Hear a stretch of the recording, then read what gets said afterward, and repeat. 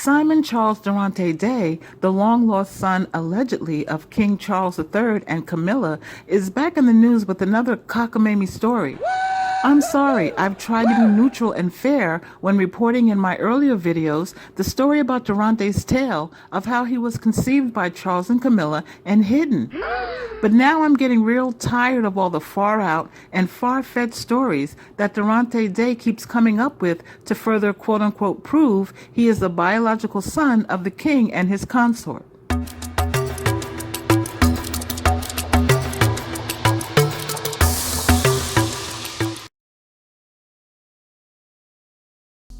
Simon Charles Dorante-Day believes he was conceived in 1965 by a 17-year-old Charles and an 18-year-old Camilla. In this video, I'm not going to rehash all of his claims and the story that he is standing by that he believes proves he is their son. What I'm going to discuss is this new headline. Simon Charles Dorante-Day says he was forced by royal family to have surgery to hide his resemblance. Boy bye, as my thumbnail clearly displays on this video on my channel. Dorante, it's time to stop.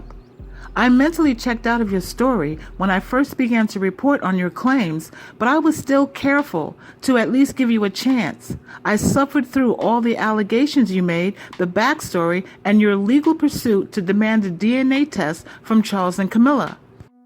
But now I've got to abandon ship. Abort, abort.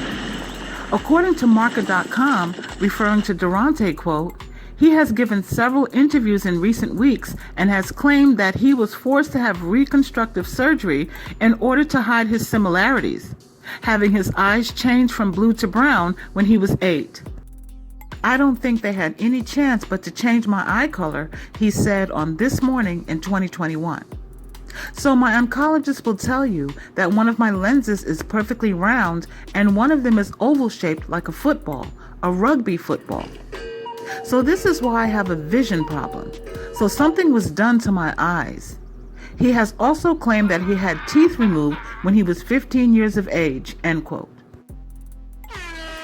Dorante, this is starting to sound like a James Bond film, and I would offer to make several films to tell your outlandish story, questioning your facts. I would call your first 007 film No Time to Be Born, to show how your timeline for when you were born is not consistent with the actual year you were actually born. I would call your second film The Evidence Is Not Enough, because Dorante, the math is not mathin'. My third film would be Never Say Prince of Wales Again, because I was highly disturbed and personally offended when you said that you were hurt by King Charles giving his real firstborn son the title of the Prince of Wales. And my last 007 film would be titled The Living Daylights, because at this point, I think the royal family just wants to beat the living daylights out of you. I'm sorry to be so harsh, Dorante, but enough is enough. And Dorante, it's okay to have a mother and a father who are not royalty. There is no such thing as royal blood. That is a social construct, not a scientific truth. Charles and Camilla are more likely than not your biological parents, and neither are any of the 007 agents or any of the Bond girls. Goodbye, Dorante.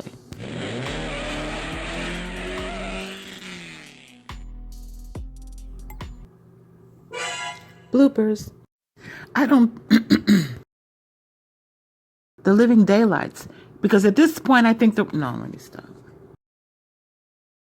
I would call your second film The Evidence Is Not Enough, because Dorante, the mathin' is not math.